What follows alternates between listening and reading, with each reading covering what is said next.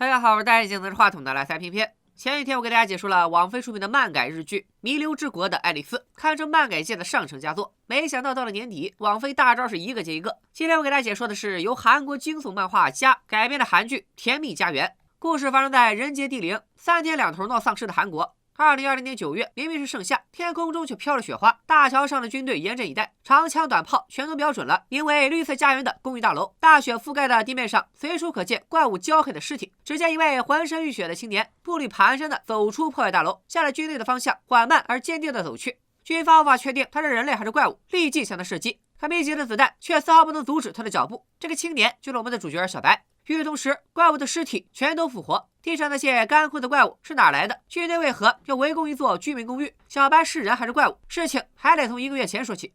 这天，颓废的家里蹲小白抱着赖以为生的电脑，来到了韩国版九龙城寨绿色家园公寓楼。保安对他的到来表示热烈欢迎。小白对此毫不在意，也对保安的嘘寒问暖无动于衷，因为他脑子里只有一个念头，就是死。小白在学校长期遭受校园暴力，害怕去学校，成天宅在房间里打游戏。不久前，他的父母和妹妹在一次车祸中丧生，只有宅在家里的小白幸免于难。失去经济来源的小白只好把家里的房子卖了，搬到了租金较低的绿色家园。放下行李，小白走上天台，正犹豫着要不要跳楼，忽然感觉附近有什么东西很晃眼。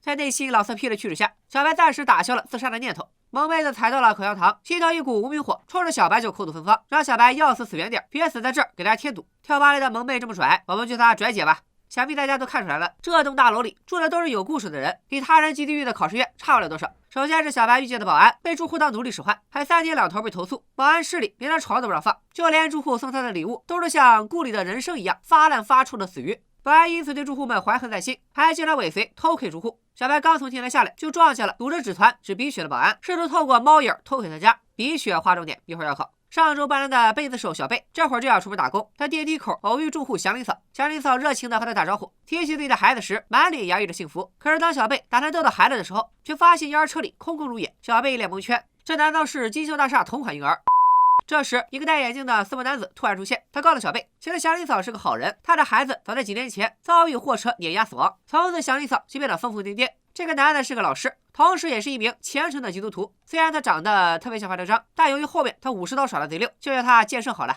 小贝显然对这位满嘴哈利路亚的男人没啥好感，匆匆离开电梯。剑圣出电梯时，和一位穿花衬衫的猛男擦肩而过，无意中撞掉了对方袋子里的胶带。但花衬衫无动于衷，只是默默关上了电梯门。花衬衫的右脸遍布伤疤，就叫他老八。这位老八是本剧战斗力巅峰之一。只见他闯入了某个住户房间，把对方绑成了绷带人，还向对方展示手机里的照片。结果绷带人一顿装傻充愣。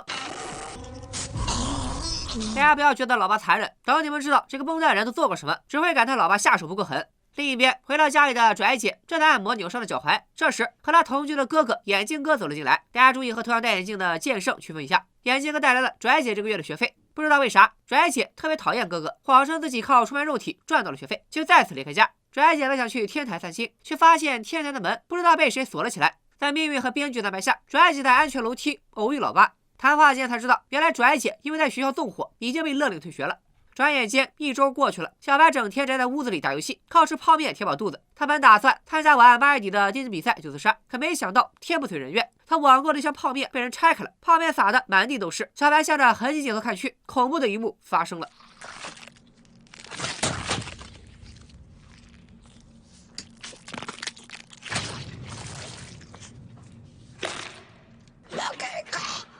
小白脑子里闪过一个成语，快他妈跑！他立刻跑回家里，钻进被窝，门铃却响了。门外有个女人说她家的猫不见了，不断哀求小白开门。小白原本想打电话报警，手机里却只传来刺耳的噪音。出于谨慎，小白又提出要看女人的手，因为那个杀猫的怪物手上肯定沾着血迹。红衣女听完立刻暴走。小白鼓起勇气提起头二杆冲了出去，却发现红衣女已经离开，被小贝练歌的声音吸引到了楼上。小白壮着胆子准备上楼提醒小贝，却迎面撞见老爸，随后就昏了过去。果然没过一会儿，小白就听到了敲门声，可是电话的屏幕里红衣女已经没了人样，一顿叮咣乱踹，险些把房门打烂。红衣女离开后，老爸又突然出现在门口，把小贝吓了一跳。他们发现走廊尽头的窗户破了个洞，猜测红衣女可能已经坠楼。花开两朵，各表一枝。眼镜哥还不知道楼里出了大事，准备出门打工，却发现电梯正在维修。电梯划重点，下期要考。到了楼下，他才从消防员口中得知，不只是电梯停运，手机信号也中断了。前后门，包括停车场的卷帘门都被放下，唯一掌管钥匙的保安却不知所踪，似乎是有人故意把居民都关在了楼里。这位女消防员也是战力巅峰之一，就叫她劳拉吧。眼镜哥用灭火器砸开了管理办公室的门锁，随后去寻找其他出口。劳拉试图用办公室座机报警，却惊讶地发现报警电话忙音。你们长这么大接过报警电话忙音吗？种种迹象都表明这回出大事了。超市老板阿强也跟了进来。这个阿强人称韩国劲夫，平日里偷奸耍滑，还总是对妻子阿珍拳脚相向，还对着控制板一顿鼓捣，不过让忙线的电话彻底哑火，还把大楼里的电给断了。不过也意外的打开了卷帘门。众人发现门外站着一道细长身影，比姚明看着郭敬明都高。杨哥的狗屎还不忘拍视频，只见怪物破门而入，长蛇一卷，稀里呼噜，随口就吸干了一个龙套，眼看着就要大杀特杀。眼镜哥自信没人能在他的 BGM 里打败他，然而灭火器很快见底，眼看着即将前功尽弃。关键时刻，一道身影哭嚓一声将长蛇怪推出大楼，顺势给 BGM 续了个飞。眼镜哥用身体撑住铁门，也打开了劳拉的生命之门。两人通力合作，总算是把长蛇怪赶了出去。然而灾难才刚刚开始，大楼外早已群魔乱舞。这时候有人要问了，我们的主角呢？小白此刻还在昏迷，老爸将小白交给小贝照顾，自己独自出门探索。果然在楼梯间捡到了崴脚摔倒的拽姐，拽姐表示自己走累了，想躺着歇会儿。俩人都没发觉，一道红色身影悄然逼近，又是哭嚓一声攀上老爸后背，将他咬伤。他没想到下一秒形势立刻逆转，老爸一个过肩摔接锁喉，轻易制服了红衣女怪。根据红衣女怪额头上小贝家的门牌号，判断他就是那个撞门的怪物，当下不再留手。此时在一楼大厅，消防员劳拉和军人阿伟正将龙涛的尸体抬进办公室。劳拉搜出龙涛的手机，想记下他家人的联系方式，等事态平息后再把他的死讯告知家人。还不顾阿伟的反对，执意拍下了龙涛的死状。此处是个小伏笔，下期记得提醒我回收。另一边，原本留下照顾小贝的小贝也拎着球棒外出探索，在楼梯间不慎惊动了一个在墙角碎碎念的上班族。上班族鼻血狂喷，扑向了小贝。好听就是好头，惊慌的小贝本想上前查看，却被突然出现的剑圣叫住，因为那个上班族已经变异，剑圣上去就是一个聚合斩，砍飞了上班族的头。二人躲到了安全处，小贝不禁感叹剑圣的淡定。殊不知剑圣表面稳如老狗，实在内心也慌了一批。关键是他也不确定那只怪物到底死透了没。果然没过多久，只剩下半个脑袋的怪物一阵抽搐，居然复活了。另一边，大厅里的众人关闭了通往上层的通道，正忙着加固正门防御，防止怪物冲破卷帘门。只有送保安抽鱼的于妈坚决反对，因为手机定位显示她的女儿小鱼就在不远处。于妈恳求眼镜哥放她出去接女儿。此时眼镜哥俨然成了众人的领袖，自然要为大多数人的安全考虑，拒绝了于妈。正在此时，大厅里响起警报，所有人的手机都收到了紧急灾难通报，要求市民立刻隔离有流鼻血、昏厥和攻击性症状的人。不安的气氛瞬间在人群中蔓延，有人猜测这是新型病毒，狗屎则怀疑是核辐射的影响。一时间人心惶惶，现在外面全是怪物，停车场的门也被锁住。本局最废柴的卷毛坐不住了，他觉得既然逃不出去，与其在这儿干坐着，不如各回各家。于是带人企图打开楼梯门，以超市老板阿强为首的居民则拦在了他们面前。当然了，阿强也没安啥好心，他只是想让大家一起帮他守住超市而已。眼看着一场冲突即将上演，门把手突然动了一下，来者不是怪物，而是老爸和拽姐。阿强看到老爸后肩的咬伤，凭借多年的约培经验，大胆猜测被咬的人会被感染，也变成怪物。于是趁老爸不备，偷袭得手。8小时后，小白醒了，他看着窗外的末日景象，鼻血疯狂涌出鼻腔。小白上网查资料，看到一个叫科鲁科鲁的博主在灾难发生前发布的博客，同时在看这篇博客的还有眼镜哥。博主说，这场灾难不是疾病，而是诅咒。被诅咒的人会出现源于不明的流鼻血和幻听、昏厥等症状。这些怪物并不属于这里，而是被诅咒吸引。博主本人也遭到了怪物袭击。这是一场没有胜算的战争，出现症状的人趁早自杀。如果有决心活到最后，一定要知道一件事，那就是不是我卖关子，而是断网了。后面的内容是啥，我也不知道。小白的肚子不争气的叫了起来，这才发觉自己已经半天没吃东西了。想起门口那箱泡面，小白壮着胆子打开门。这年头，如此仗义的怪物太少见了，居然自曝弱点。他虽然失去了视力，但听觉极其灵敏，进化成了顺风耳，吓得小白大气不敢喘，侥幸熬死了这位瘟神。而此时，另一尊瘟神正被捆在椅子上昏迷。阿强和另外俩小弟一合计，决定杀了老八，以绝后患。阿强手提尖刀，慢慢靠近老八，没想到老八早醒了，一个左正蹬接头锤，轻易反杀阿强。与此同时，剑圣和小贝也摸到了绷带人的住处，听见屋里有人一直重复4个数字，猜到这是门锁密码，打开大门救出了绷带人。绷带人声称自己被人入室绑架，剑圣注意到捆绑绷带人的胶带和老八袋子里的一致，立刻想通了两者的关系。而且绷带人的防御意识极强，看了剑圣和小贝的装备，绷带人也回屋拿了一把锤子自卫。在接下来的搜索过程中，他们发现了一具上吊的尸体。绷带人又一语道出此人的死亡时间，这些细节引起了剑圣的怀疑，或许也意识到了这一点。绷带人突然改变主意，辞别二人，独自返回房间。有的人挣扎求生，有的人却在一心求死。今天就是小白预定的自杀日。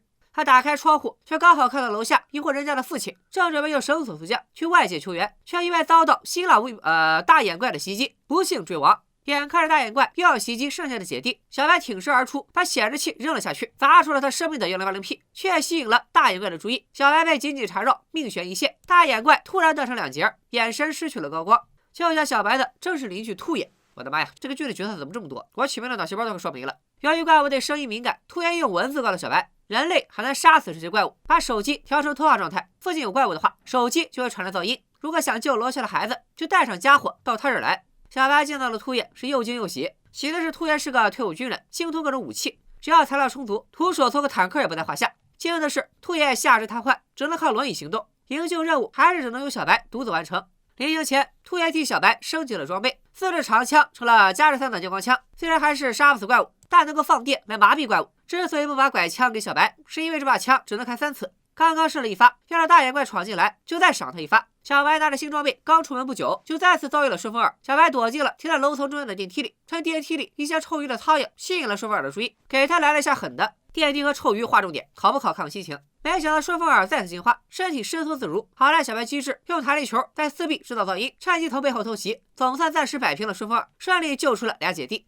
可没想到返程途中出了状况，小白突然狂飙鼻血，这是要变身啊！他让孩子们先走，自己则陷入和内心负面人格小黑的对决，脑海中闪过种种不堪过往，藏在脑海深处关于霸凌的记忆全都卷土重来。不过这次的记忆与以往有所不同，父亲牺牲他来保全工作，母亲劝他在这家里别惹事，妹妹在大心眼里瞧不起这个哥哥。小白崩溃了，大吼道：“让家人们都去死！”这句话很快应验，疾驰而来的卡车夺去了他们的生命，只有小白活了下来。小白向叔叔倾诉，自己搬进了绿色家园，外面都是可怕的怪物。叔叔劝慰小白要鼓起勇气活下去。可紧接着，小白突然想起自己好像压根就没有叔叔，世界也再次陷入混乱，路人一个个凭空消失，复原人格小黑再次出现。他表示小白的愿望就是让全世界所有人都消失。关键时刻，比利库斯囚人之路探克的怪物突然出现，推倒铁门将小白压在底下，也打断了小白的思绪。小白这边险象环生，大厅里的众人也没闲着。眼镜哥在监控里看到了小白，画面却突然中断，管理室断电了。原本眼镜哥想请劳拉代班，自己去配电室检查。劳拉犹豫片刻，决定自己承担风险去配电室检查。临行前，眼镜哥将对讲机交给劳拉，再三叮嘱对方务必要小心，话里似乎别有深意。狗屎也劝劳拉别去了，因为他的狗一直冲着配电室狂吠不止，好像里面有什么恐怖怪物。但劳拉一意孤行，任务初期很顺利。劳拉找到了关闭的闸门，恢复大陆供电，但他在回来的路上却遭遇了蜘蛛怪的袭击，被绑成了一团怪物储备粮。恍惚间，劳拉好像看到了一个长得很像保安的人。另一边，孩子的呼唤让黑化小白恢复了神智，紧紧抱住了坦克的腿，为孩子们争取逃跑时间。但两者实力实在过于悬殊，短短几秒钟，小白就被撂倒。关键时刻，一道寒芒闪过，坦克瞬间身中3刀，倒地不起。原来是剑圣和小贝闻讯赶到，他们救走了废墟中的小白。但小白也通过鼻血判断小白即将变异，当场就要打爆他的头。但剑圣表示这样做违背了神的旨意，小白却也置生死于度外，只求剑圣二人救救孩子。3人重整旗鼓，前往救援。俩孩子那边则不容乐观，前有顺风耳堵截，后有坦克围追。好在顺风耳被坦克的声音吸引，两只怪物打了起来。兄妹俩见鹬蚌相争，趁机溜走。顺风耳被丢出窗外，暂时杀青。兄妹俩原本应该去兔爷所在的1408号，却被坦克逼到了15楼。眼看坦克步步紧逼，他们只能绝望的闭目等死。千钧一发之际，祥林嫂推了婴儿车，瘦弱的身躯挡在了兄妹俩面前。可惜面对坦克，他的总刀也是徒劳，被轻易打飞了出去。看到婴儿车也被踩烂，祥林嫂仿佛突然觉醒了。小白3人赶到现场，坦克正要对孩子们出手。这时，本该被锤成肉酱的祥林嫂居然也进入了黑化状态，纠缠住坦克，给孩子们争取宝贵的时间。小贝趁机来了个掷弹打击，坦克发出痛苦的呻吟。剑圣挺身而出，拖住坦克，让其他人先行撤离，然后反手一个嘲讽级加速，带着坦克在大楼里跑起了马拉松。小白带着孩子抵达1408，小贝在楼下查看祥林嫂的状态。奇怪的是，祥林嫂明明已经变异，却依然保有神智，变异状态甚至慢慢消退了。祥林嫂也去1408和大家会合。小贝子不放弃建设，赶回去支援。当见到对方毫发无伤时，小贝非但没有嘘寒问暖，反而破口大骂：“你就这么想去见天主吗？”木讷的剑圣一脸蒙圈。주님은요어디에나계세요？两人去小贝家里收拾行李，却因为房间乱了像猪圈，让剑圣误以为有人闯空门。不出意料，又挨了顿骂。朋友们，这对我磕到了，你们呢？剑圣二人组抵达1408，兔爷家里从没这么热闹，大家围成一圈吃饭，颇有几分家的温暖。而另一边，重获自由的老八就开心不起来了。他发现绷带人被人救走，顿时怒火攻心，用胶带草草包扎了伤口。恰好电视台开始直播新闻发布会，可这场发布会却彻底击碎了所有人的安全感。국민안전을최우선。没错。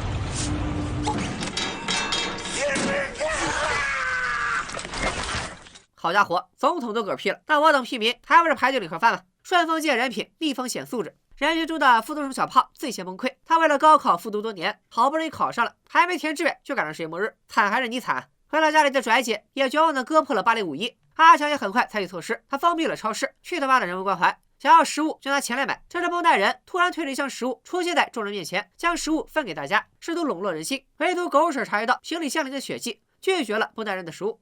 这时每天早晨的例行广播自动响起，众人担心声音会引来怪物，顿时乱作一团。眼镜哥广播通知其他住户带着行李和武器来大厅集合，大厅目前非常安全。于妈的趁乱按下了卷帘门开关，要不是阿伟等人及时拦住，他就冲出去了。根据手机定位，他女儿小鱼就在附近。果不其然，很快小鱼就出现在转角，人命关天，不能坐视不理。只见阿伟一个箭步冲了出去，却在和小鱼近在咫尺处永远停住了脚步。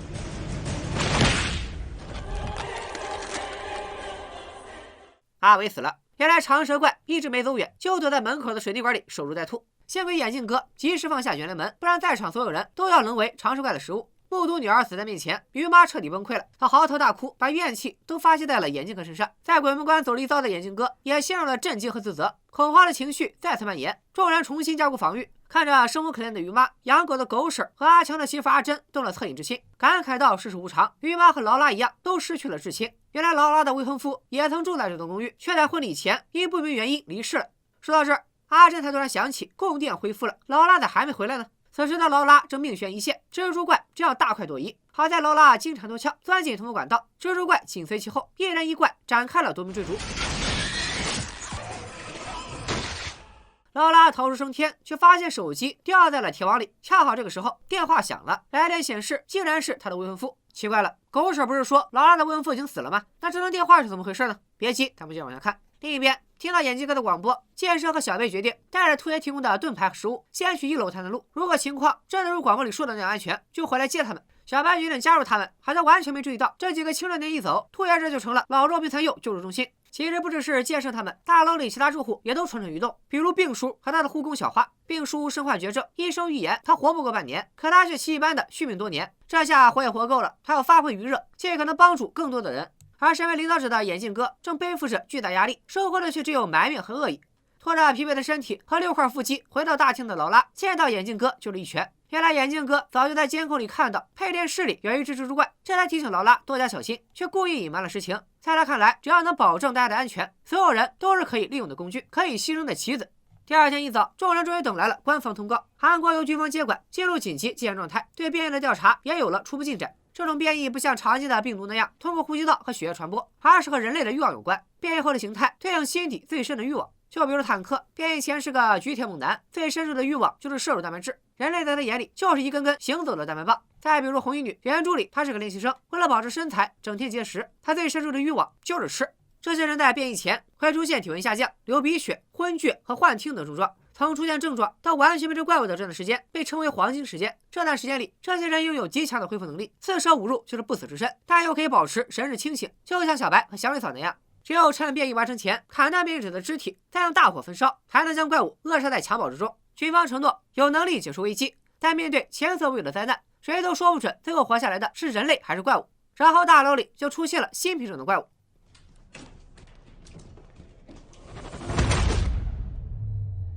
小白被怪物撞飞，再次陷入幻境。好在凭借变异体质，很快就复原了，却引起了大厅众人的恐慌。阿强要求赶走小白，见证小贝他坚持让他留下。眼看一场冲突在所难免，眼镜哥这根定海神针发话了，他提议用匿名投票的方式决定小白的去留，还特意提了一句，投票驱逐小白的人就是变相杀害他的凶手。最终票数居然刚好持平了。阿强当场掀桌就要耍无赖，这时滑稽的一幕出现了，他居然也开始流鼻血，这可是变异的前兆。阿强惊了，闹了半天，小丑竟是我自己。听说阿强和小白被关在了一起，又开始表演川剧变脸，向小白套近乎，询问他遏制变异的技巧。呸！臭不要脸！阿强的突然变异，让本就一盘散沙的团队再次变得人心惶惶，幸存者们只能抱团取暖。劳拉从狗屎口中得知了阿伟的死讯，劫后余生的庆幸荡然无存，又回忆起了未婚夫的电话，心中怅然若失。吃着阿珍给的饭菜，都险些吐了出来。劳拉本以为是胃病犯了，但经验丰富的阿珍一眼就看出劳拉怕是有了身孕，又给她找了一根验孕棒，果然2道杠，中奖了。于妈看着女儿的照片落泪，小贝想起了自己过世的前男友，忍不住安慰她。翟姐看在眼里，反倒嘲讽小贝伪善，没想到这回碰上了硬茬，小贝毫不留情地怼了回去。吃了别的，翟姐偶遇杀气腾腾的老八，此刻的老八对他毫无兴趣，他的脑子里只有绷带人。都不想你贴身。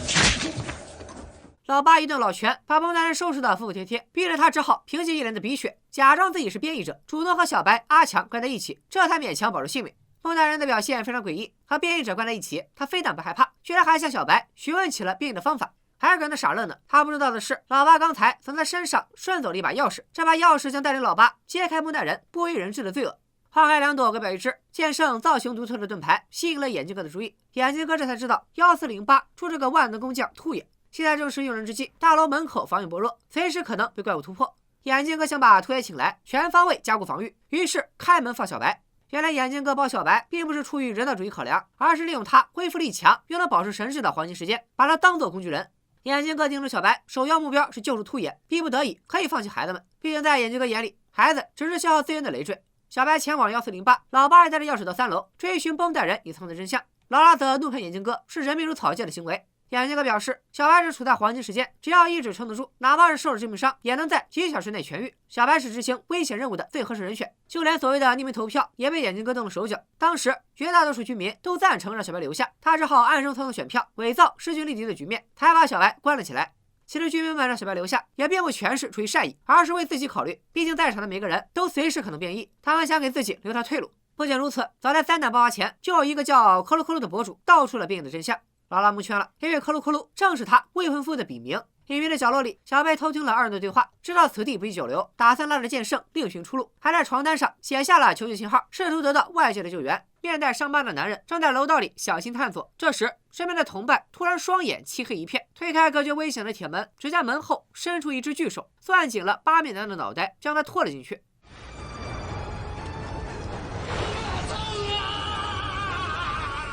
大火勾起了老爸的回忆，小白刚要上前救援，之前撞飞他的怪物却再次出现，速度奇怪无比，我们就叫他飞毛腿吧。飞毛腿正要攻击小白，一支利箭飞来，劈退了飞毛腿。原来纵火者不是别人，正是病叔和小花。他们听从军队的建议，四处放火焚烧怪物，打算一路烧到1楼。根据大手怪掉落的日记内容，我们得知他也是个可怜人。灾难爆发后，他带着孩子逃亡，却被飞毛腿袭击，手边的孩子当场死亡。他的执念导致变异后拥有了一对伸缩自如的大手。或许他在生命的最后一刻都在想着，要是拥有一双这样的手，就能保护儿子了吧。4人脱离险境，老八却毫不领情，独自离开。快速愈合的伤口也暴露了小白变体的身份。病叔当即大声训斥小白，让他赶紧滚远点。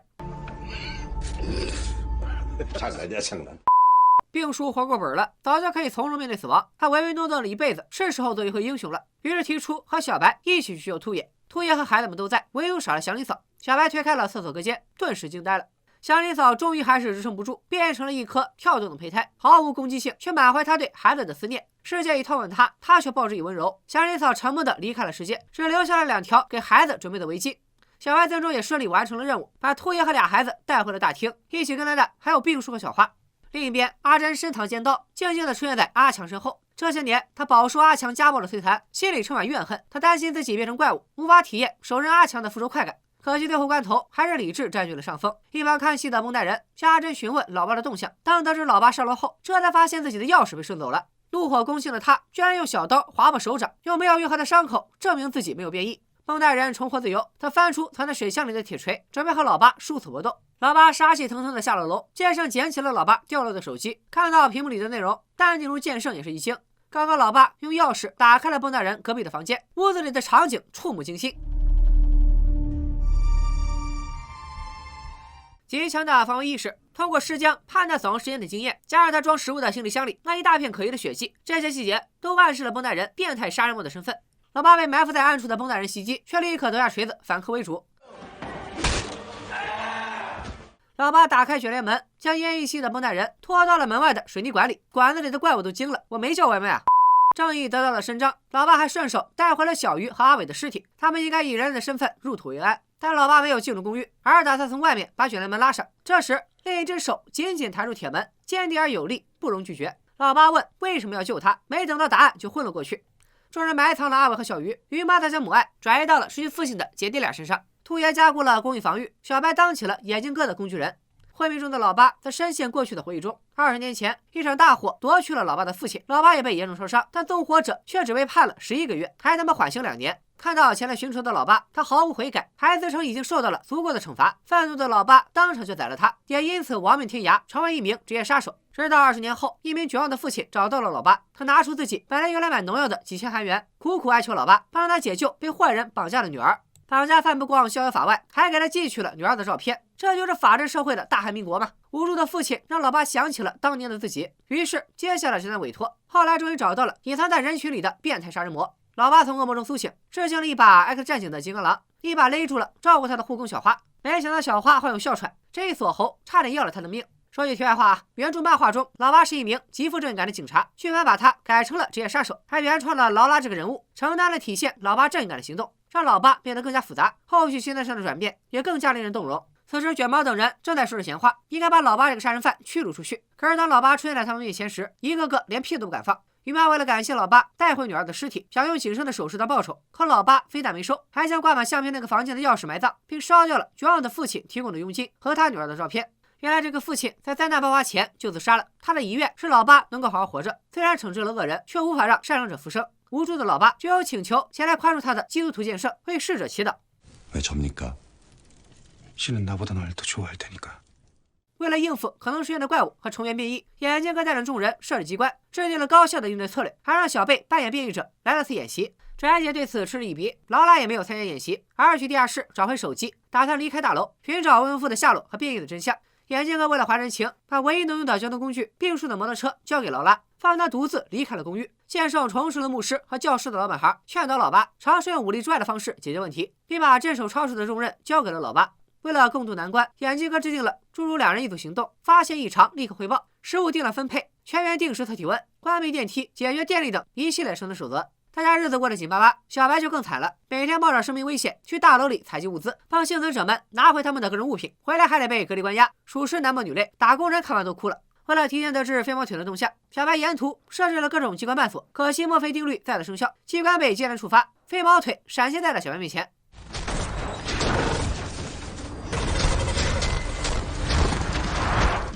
小白身陷险境，大厅里也遭遇袭击，一只从未见过的怪物突然出现。阿珍一眼认出眼前的长毛怪正是她的丈夫阿强。原来阿强比秃爷还要秃，他心底的欲望是让秃顶枯木逢春犹在发。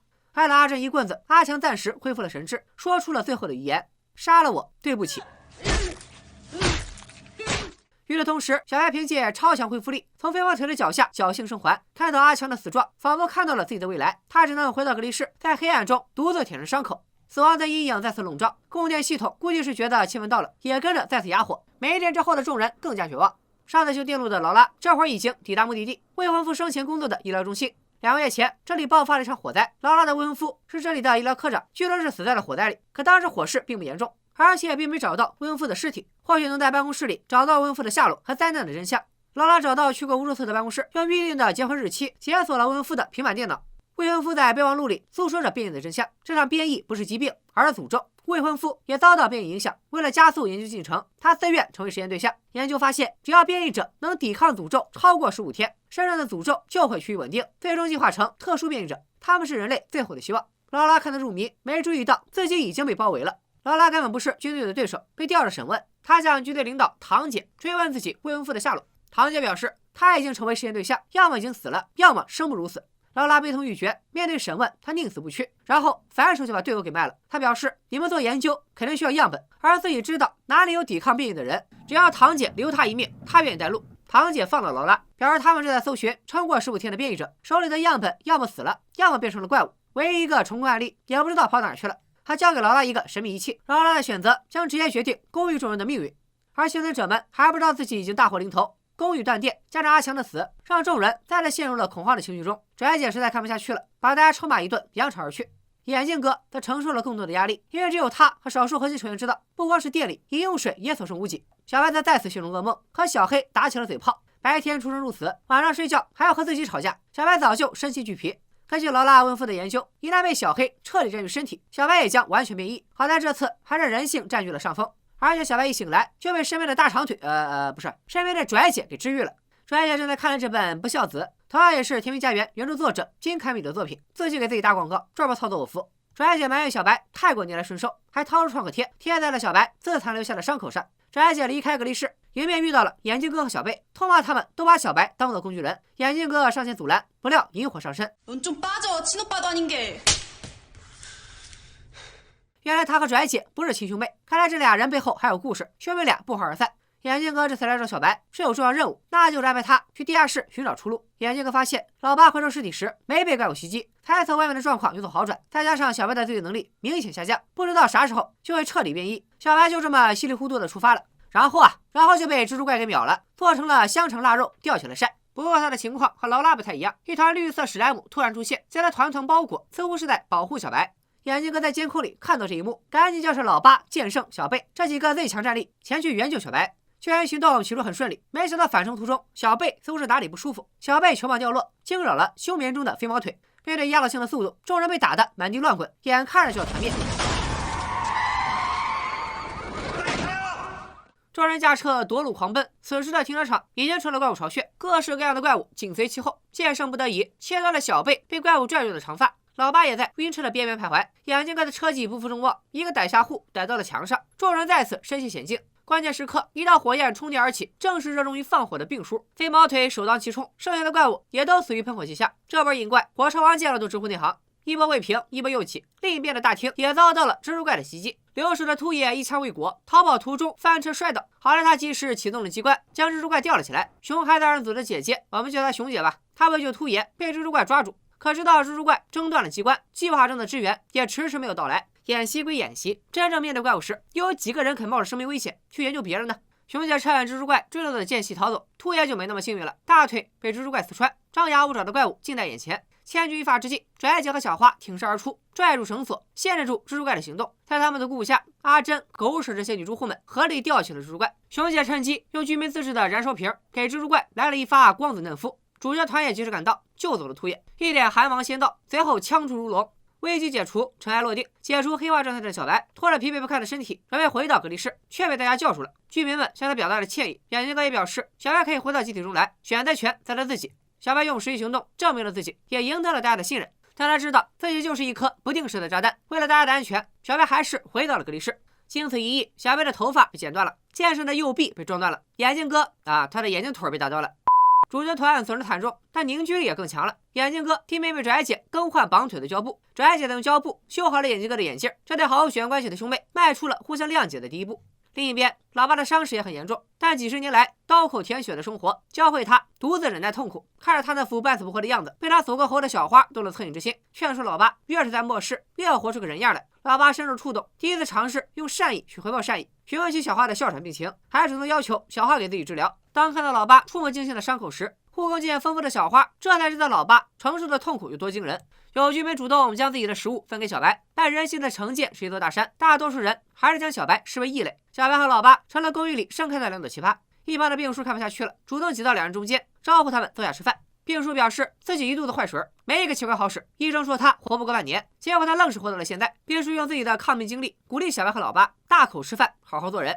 团队氛围愈加融洽，但眼镜哥最担心的事情发生了。饮用水遭到污染，水源短缺，好不容易凝聚起的人心又将成为一盘散沙。好在上次救援小白时，病叔几乎杀光了地下室的怪物，眼镜哥拜托秃爷强化车辆，好外出寻找物资。而这一切都被复读生小胖听见了，他趁眼镜哥不备，溜进控制室，发现规划图纸上赫然写着食物和水储备不足，以最少的人员移动。小胖的心里咯噔一下，这里要丢下我们这些累赘，欣然跑啊！他立刻跑去抢夺食物，还企图抢夺汽车钥匙，独自逃生。虽然是被老爸一拳放倒，像领小鸡一样揪着衣领摔在地上，小胖杀人般的惨叫惊动了所有人。眼镜哥一看事情瞒不住了，索性就公布了真正的计划，不是逃跑，而是冒险。病叔负责观察外界情况，秃爷强化成了防御，由最强战力组成小组，带走能撑5天的食物和水，从最近的便利店开始搜集物资。得知自己错怪了眼镜哥他们，恢复冷静的小胖也主动向老爸道歉。老爸也对自己的暴力行径表示抱歉。在一旁默默喝酒的剑圣目睹了老爸的转变，都欣慰的多喝了2滴。另一边，闲惯的小白被小妹的吉他声吸引，温暖的旋律让他有了回到家的感觉。为了点个题，小白将这首歌命名为《甜蜜家园》。但很快，温馨的气氛荡然无存。小贝突然晕倒在厕所门口，正在拉屎的拽姐蒙圈了。医学院毕业的眼镜哥检查发现，小贝是患上了急性阑尾炎，必须立即手术。但是以眼镜哥的技术，死亡率远高于成功率，而且手术需要麻醉药、抗生素和手术用具，除了生理盐水，公寓里啥都没有。搜集物资的计划被迫提前。大家在眼镜哥的指挥下，搭建起简陋的手术室。老爸能打，护工小花知道手术需要哪些工具。小白应用超强的恢复力，由他们3人组成了搜索小组，驾驶刚改造完成的汽车。临行前，眼镜哥又叫着小白，再三叮嘱道：食物和水只是次要目标，优先去医院，人命大过天。看来经过这些天的朝夕相处，冷血的眼镜哥也发生了很大的转变。小白才想起了一段陈年往事。几年前，他还是个阳光帅气的大男孩。某天，他怀着友善的目的向新来的转学生搭讪。从那天起，小白的噩梦就开始了。没想到那个转学生是个心理变态的富二代，他带领学生们一起霸凌小白。家人们都知道小白被霸凌，但父亲在富二代的家乐企业上班，为了保住工作，父亲逼迫小白忍气吞声。母亲没有安慰小白，反而劝他理解父亲。妹妹则在朋友面前和他划清界限。尽管对小白的霸凌在父亲出面调停下结束了，但富二代很快就将霸凌对象换为另一个同学。他许诺，只要那个同学冒着被撞死的风险走进车流，他就出钱给同学重病的母亲治病。没想到小白突然出现。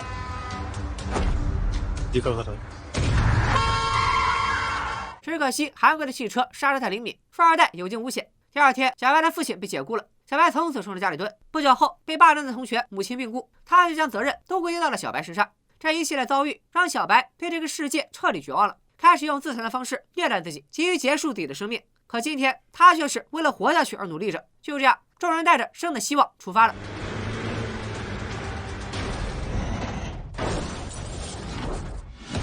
没想到上集的大 boss 坦克居然还没死，行动再次在起点处翻车。听到汽车被撞飞的巨响，眼镜哥心里一凉，知道行动失败了，只能死马当活马医。在没有麻醉的条件下，强行开始手术。手术过程中，小贝很可能休克而死。即便手术成功，小贝也一样有很大几率感染而死。随着手术刀拉开第一道口子，公寓外的战斗也正式打响。老爸和小花都陷入昏迷，为了保护队友，小白只能提枪而上，却被坦克连人带枪拍飞了出去。坦克正要乘胜追击，爱玩火的病叔赶到支援，他趁机救起小白，可他的病终究是撑不住了，当场口吐鲜血，动弹不得。面对小山一般的坦克，病叔一把推开小白，叮嘱小白好好活下去，他要用自己的死换小白的生。驾着消防车的人正是劳拉，他开车和坦克角力，为队友们赢得宝贵的逃生时间。苏醒过来的老八用玻璃碎片割断了安全带，救出了昏迷的小花，躲进了水泥管里。幸亏管子里的长蛇怪之前已经被坦克捏爆了，不然他俩又是白给。改装车刚好同时爆炸，坦克遭到重创，视线也被火焰遮挡。趁他病要他命，劳拉一脚油门踩到底，把坦克撞进了深坑。钢筋穿胸的坦克动不了，劳拉又是一脚油门将燃烧中的改装车推了下去，亲手送坦克杀青。公寓外的危机解除，小贝的手术也非常成功，但能否活下来，还得看他的求生意志。守在外面的剑圣对他很有信心，因为在之前的闲谈中，他知道小贝抓周时抓到了线，线象征着长命百岁，而自己当时抓的则是刀。劳拉开了辆消防车回来，当然不是职业病犯了，而是在水箱里装满了干净的水，足以暂缓公寓的燃眉之急。另外，他还带回一瓶哮喘喷雾，捎带手解决了小花的危机。2场大战过后，幸存者们各自休整。原来剑圣看似坚信小贝能挺过去，其实心里直打鼓，只好用酒精麻痹自己。剑圣最后问起老爸抓周的结果，这才得知一场大火夺走了老爸的一切。轻松的话题突然沉重了起来。剑圣将酒杯递给老爸，老爸一饮而尽。2个男人用沉默和酒精代替安慰的话语。另一边，劳拉找到小白，二话不说就是一刀，快速愈合的伤口证明小白还在黄金时间内。劳拉立刻询问小白第一次变异的时间和症状，还有抵抗变异的技巧，然后就把军方的秘密实验、自己被军方抓走，以及被迫供出小白下落的事，该说的不该说的，全都跟小白说了。大厅里重获水源的幸福感被突如其来的变故打破。阿珍告诉大家自己出现了变异症状，为了避免给大家带来危险，他主动要求离开公寓。和他们这些幸存者之间早就建立了深厚的情谊，除了卷毛之外，所有人都坚持让阿珍留下。最后全票通过，让阿珍和小白一起住进隔离室。明明自己危在旦夕，阿珍还在担心着别人。他叮嘱劳拉孕期一定要注意保暖。经历了变异的恐慌后，他终于理解了小白的感受，可却无能为力，陷入了深深的自责和懊恼。为了缓解悲伤的气氛，于妈拿出了珍藏多年的桑葚酒，今晚大家高低得喝2杯。就连一贯严肃苛刻的眼镜哥也默许了大家的小放纵。正在洗澡的劳拉想起了临行前堂姐对她的嘱咐，堂姐交给他一个信号发射器，只要按下开关，军队就能锁定他的位置，前来公寓带走小白。小白或许是拯救全人类的关键。堂姐相信劳拉会做出正确的选择。想到这里，劳拉突然听到附近有动静。劳拉将黑衣人压到众人面前，这人也不客气，捧起酒壶就往嘴里灌，嘴里还嘀咕着快跑。根据劳拉的经验判断，这人应该是个逃兵。至于他是谁，为啥到公寓来，还得等他上点手段才能拷问出来。另一边，拽姐又来找小白唠嗑，听说拽姐因脚伤放弃了芭蕾，小白表示十分惋惜。小白这副受益包的模样，拽姐是越看越喜欢。她突然勾起小白的小指，在心里定下了只有他自己知道的约定。这一切都被眼镜哥看在眼里，感慨妹妹的初恋对象是真不错。拽姐忙不迭的否认，然后气呼呼的离开了。同伴的认可和懵懂的爱情让小白重新振作了起来。他剪去乱糟糟的长发，犹如重获新生。好消息接踵而至，小白终于熬过了危险期。看着守候在身边，累到睡着都不离开半步的剑圣，小白的心里充满了感激。逃兵神志不清，劳拉一顿毒打，却啥也没问出来。可没想到他们身上的对讲机里突然传出嚣张的笑声和枪声。看来外面的局势比他们想的更加复杂。逃兵背后的组织恐怕不是善茬。劳拉立刻销毁对讲机，但对讲机能收到信号，说明对方就在附近。当务之急是先撤下求救布条，防止引狼入室。为了尽快到达楼顶，幸存者们启动了电梯，由战力最强的小白和老八执行任务，却为接下来的悲剧埋下了伏笔。简易病房里，眼镜哥问小贝放屁了没有？放屁了，说明通气了，恢复的不错。另一边，劳拉也找到阿珍，阿珍感慨道：“劳拉这么美，真想亲眼看看劳拉的孩子。”劳拉的泪水在眼眶里打转，他安慰阿珍，只要撑过15天，变异就会逐渐稳定。没想到阿珍的变异突然恶化，鼻血狂飙，屋漏偏逢连夜中转大到暴雨，北风7到8级。小白和老八返程途中，恰好看到了手持割草机的保安走进电梯，直奔1楼大厅。此时的保安已经变异，幸存者们毫无防备，岂不是狼入羊群？小白果断拉响警报，两人3步并作2步赶往大厅援助。可老八被突然杀出的怪物纠缠，小白仗着恢复力强，一跃而下，直达1楼，却还是摔断了腿，一时半会儿难以复原。电梯门缓缓打开，此时保安已经变成了爬满苍蝇的臭鱼怪。大厅里的鱼妈首当其冲，险些被割草机爆头。关键时刻，剑圣挺身而出，可受伤的他哪里是怪物的对手？仅仅一个回合，武士刀断成2截，左臂也被砍了下来，倒在血泊之中。眼看着割草机就将挥向其他幸存者，剑圣捡起了折断的武士刀，捅进保安心窝，将保安拉回电梯，一人一怪扭打在一起。剑圣刺破了割草机油箱，用最后的力气紧紧抱住保安，看向了小胖手里的燃烧瓶。大家都明白了，他要和保安同归于尽。烈焰吞噬了电梯，这位虔诚的信徒、沉默的剑客、可靠的男人，永远离开了我们。众人将剑圣埋葬，小白躲在人群最后排，不敢接受这个现实。他躲到角落里，独自痛哭，回想起剑圣离开时对他说的话。没想到这一个转身就是永别，也熄灭了小贝刚刚燃起的希望之火。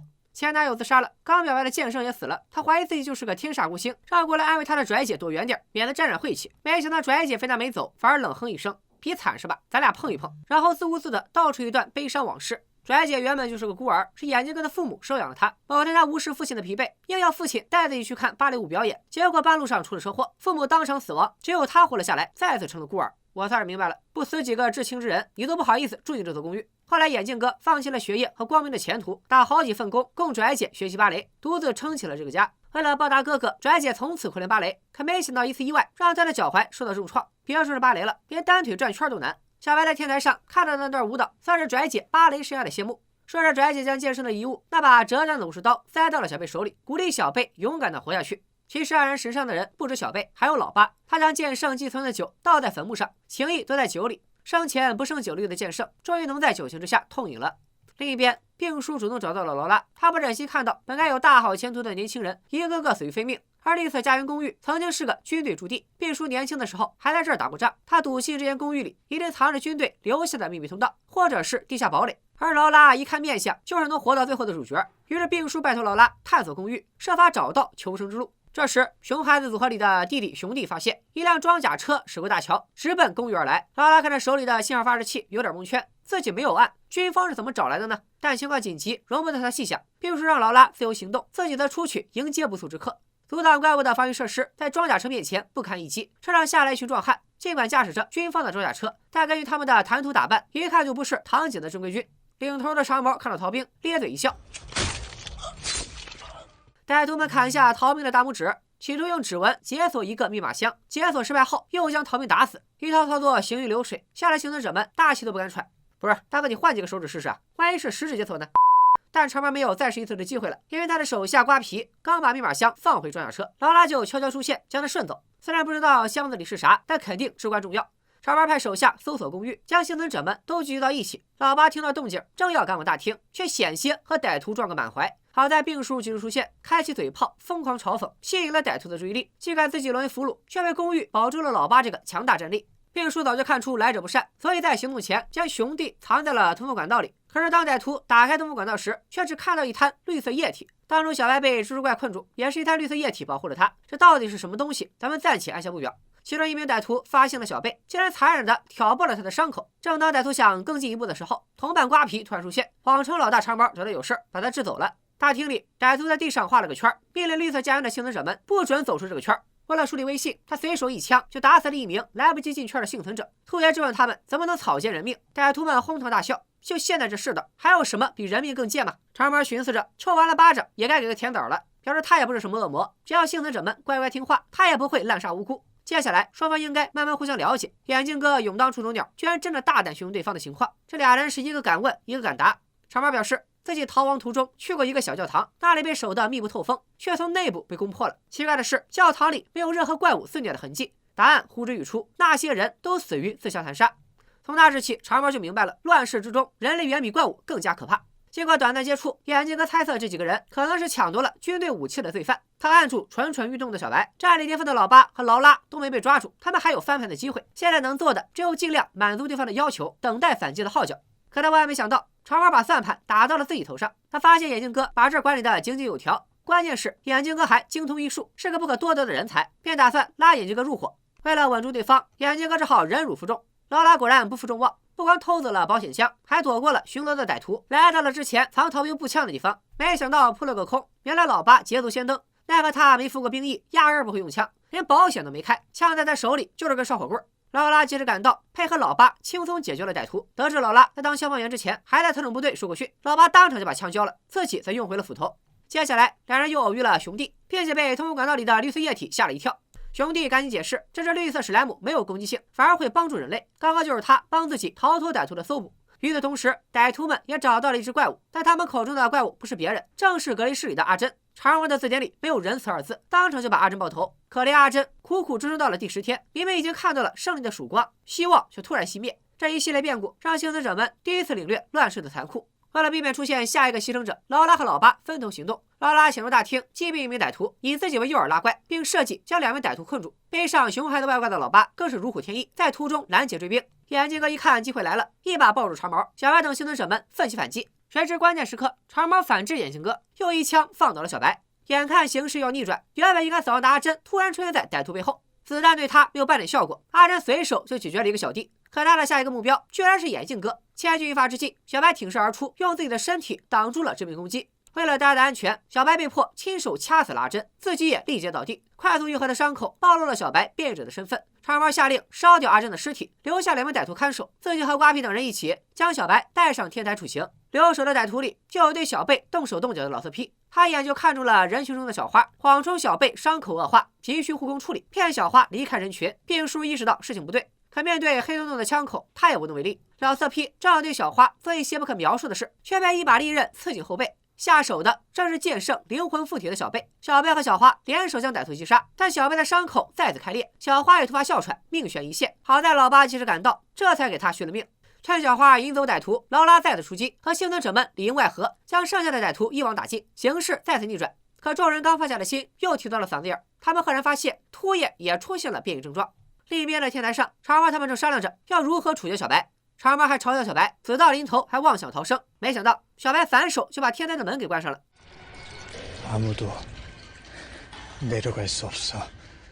长毛不屑一顾，正要处决小白，一个意想不到的人出手了。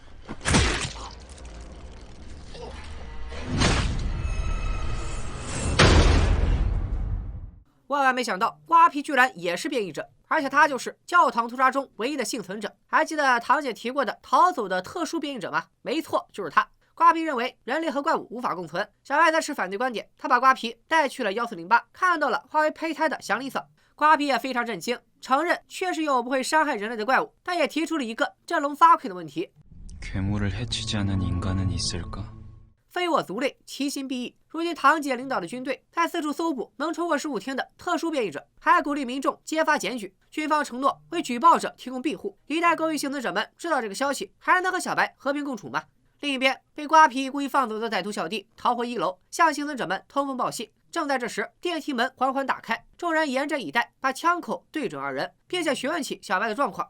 小白表示，瓜皮和他一样，不是捕杀人类的怪物。有了小白做担保，大家犹犹豫豫地放下枪，却没注意到瓜皮脸上的笑容渐渐消失。瓜皮向小白抛出橄榄枝，史记有言：狡兔死，走狗烹。在这里当一条狗，等灾难平息了，你也得完蛋。不如和我一起离开，做矿上的狼，寻找其他的特殊变异者，组成狼群，抱团取暖。当初他自己就是轻信了人类的花言巧语，自愿参加实验。研究所用冰冻、切割、灼烧等各种残忍的手段，试图将怪物和瓜皮分离，结果只是白受罪。从镜头中我们可以发现，就算肉体完全毁灭，瓜皮也能附身到已死之人的尸体上继续存活。当时瓜皮就明白了，这不是灾难，而是进化。不能完成变异的人类注定要被淘汰，他们和人类无法共存。好家伙，老变种人兄弟会了！也许是为了印证瓜皮的想法，小胖等人发现了史莱姆。不顾小白和兄弟的阻拦，用喷火枪杀害了这只无害的怪物。目睹这一切，小白动摇了。翟姐立刻察觉到小白状态不对劲，奉劝他就算被人孤立，也要谨慎交友。翟姐又提醒眼镜哥提防瓜皮，但眼镜哥则惦记着军方的检举公告。当然了，他不是想出卖小白，至于要不要通知军方，还得看当事人小白自己的意见。可一方面，小白屡次被眼镜哥出卖，都快患上 PTSD 了，再加上瓜皮的洗脑术也有了一定成效，小白拒绝和眼镜哥交流。实际上，小白也在演戏，他刻意疏远幸存者们，其实是试图麻痹在暗中观察自己的瓜皮。眼镜哥只好带上保镖劳拉，转而找到瓜皮，得知了眼镜哥的来意。瓜皮表示自己不会久留，还透露了一个重要信息：军方根本不会来救援，只会来摧毁一切。这下劳拉蒙圈了，他将军方的计划向眼镜哥和盘托出。2人经过商议，决定从长计议，把信号发射器藏在柜子里。哪能想到隔墙有耳，怕死的卷毛偷偷溜进控制室，启动了信号发射器。另一边，兔爷回到了1408，隔着一扇门和别人佩戴的祥林嫂聊天。他担心自己变成怪物，莫非效应再次生效？兔爷的变异突然恶化，隔间里也发出一道诡异的金光。病叔还在寻找密道入口，小花见了直摇头，担心他没找到密道，先把自己累垮了。话音未落，小花自己就病发晕了过去。原来他的哮喘药早就吃完了。老爸及时赶到，背起小花往公寓外冲去，却被瓜皮拦住了去路。瓜皮担心老爸是向军方告密，抢走了老爸手里的车钥匙，其实也是在试探小白对人类的态度。小白果然出手抢回钥匙，要求瓜皮放老爸他们离开。这下瓜皮彻底明白了，这群人就是小白的牵绊，不杀光他们，小白是不会死心塌地跟自己走的。于是瓜皮表面顺从，暗示冷枪，幸存者们死伤惨重，小白在他面前根本没有还手之力。瓜皮显然不懂反派死于话多的道理，居然主动曝光了自己的能力。原来他可以自由操控体内的血液，或者说变异后他的本体就是血液。当时被小白杀死的阿珍根本不是阿珍本人，其实只是被瓜皮血液附身的躯壳。瓜皮撂倒小白，正想对其他人下手，突然天降日食异象，小白终于暴走了。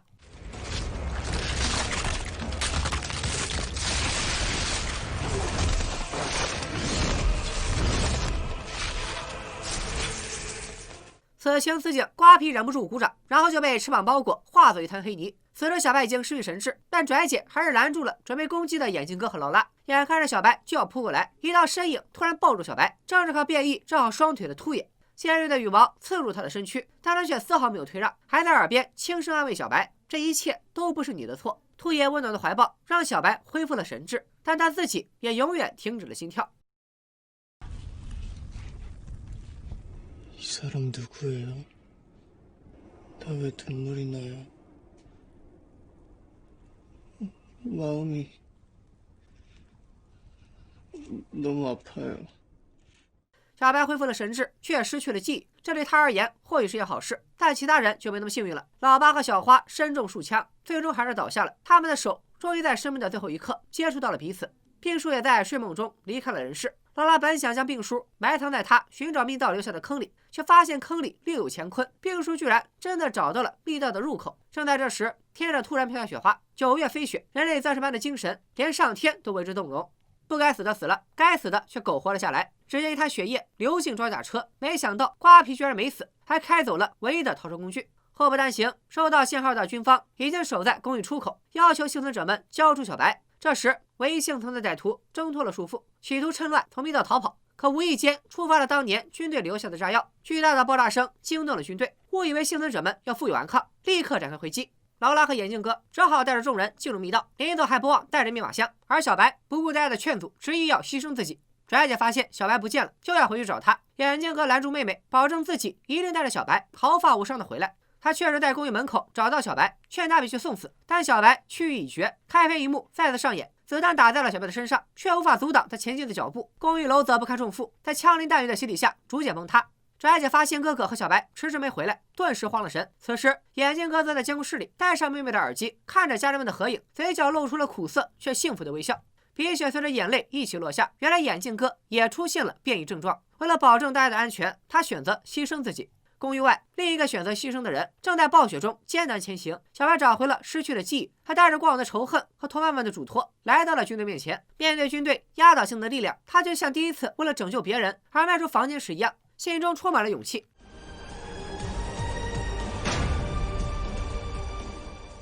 30个小时后，狗手的狗立了大功，找到了密道的出口，众人终于重见天日。可惜正好撞见了守在外面的军队。劳拉把密码箱上交，加入了堂姐的队伍，剩下的幸存者们则被军队带去了庇护所。大家肯定想问，小白去哪儿了？随着胸口的伤口快速愈合，小白醒了。他发现自己正坐在装甲车里，而驾驶员居然是老八。他脸上的伤疤不翼而飞，显然眼前的老八已经被瓜皮寄生了。甜蜜家园第1集的故事在老八诡异的微笑中落下了帷幕。总的来说，《甜蜜家园》算是一部相当成功的漫改真人剧，对原本已经很优秀的原著进行了合理改编，情节更加紧凑，人物也更加丰满。当然，限于篇幅，也还是有一些不足之处。在原著漫画里，作者其实完整呈现了保安的动机和行程。他平日里备受住户们刁难，那像臭鱼成了压垮他的最后一根稻草。在发现自己变异后，他将住户都锁在公寓里，企图展开报复，最后在电梯里变成了怪物。剧版则用鼻血、紧锁的天台、封闭的公寓、悬停的电梯以及电梯里的臭鱼等细节，隐晦地反映了保安的行程，将更多的笔墨用于刻画主角团的人物性格和情感。不知道大家是否认可这样的改编方式？其实剧中很多怪物都有原型，漫画原著也将他们的来历、内心最深处的欲望介绍得很清楚，剧版碍于篇幅都没能讲明白。就比如飞毛腿，他原本是个田径选手，和自己的竞争对手起了冲突，将对方杀害，藏尸柜中。所以飞毛腿的速度奇快，而且没有鼻子，闻不见柜子里的尸臭。而剧中的绿色史莱姆原本是个小男孩，在和妈妈玩捉迷藏的时候，躲在了柜子里，亲眼目睹妈妈被怪物杀害。变异后的他化作一滩史莱姆，能够躲在任何地方。每个怪物背后都有值得讨论的社会话题，这些剧版都没有能完全呈现出来，多少有点遗憾。更遗憾的则是《甜蜜家园》的结局问题。原著漫画中提到过一个设定，变异的最终形态是从怪物变成茧，破茧而出的是没有七情六欲的新人类。怪物不会伤害新人类，怪物和人类欲望有关，怪物形态彻底释放欲望，最后无欲无求，进入贤者模式，这才孵化出没有七情六欲的新人类。漫画中祥林嫂化身的胚胎，由于欲望较少，而且容易满足，第一个变成了茧，孵化出了女性新人类。眼镜哥为了拦住暴走的小白，也发生了变异，他俩最后双双化解，小白孵化出的新人类被吉大生唤醒。至于眼镜哥，原著里也没交代，结局应该不会太惨。正如瓜皮所说，变异或许是一种进化方向，但是没有七情六欲了，那还能算是人吗？这个答案光凭1集短剧是说不清的。按照现在的收视率，《甜蜜家园》出第2季基本是板上钉钉。原创角色劳拉引出了军方线，将如何扩展《甜蜜家园》的舞台？密码箱里到底有什么？小白和瓜皮的命运会走向何方？眼镜哥到底是领了便当，还是变成了怪物？第2季中又会不会出现喜闻乐见的特殊变异者们大乱斗的场面？让我们拭目以待吧。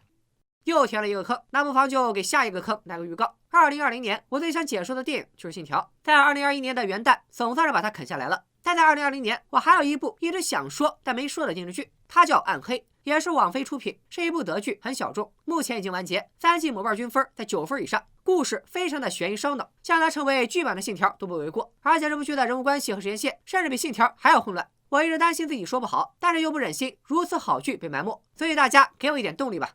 本期视频再看过5000，我就开坑解说《暗黑》，让大家领略一下公认的网飞第一神剧的风采。